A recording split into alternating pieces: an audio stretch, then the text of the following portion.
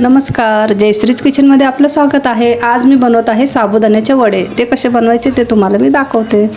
हे आहे 1 बाउल साबुदाणा, 1 बाउल बटाटा, हे आहे शेंगदाण्याचा कूट, हिरवी मिरची, मीठ।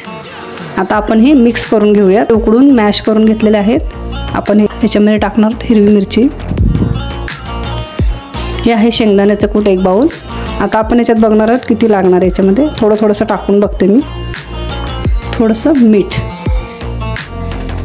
मिक्स करून घेतलेलं आहे। आता मी याचे वडे करून आहे तर तेलात तळून घेते।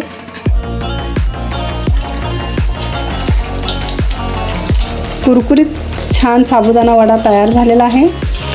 तुम्ही नक्की बनवून बघा आणि मला कमेंटमध्ये सांगा कसे झाले तुमचे साबुदाण्याचे वडे। आणि लाईक करा, सबस्क्राईब करा।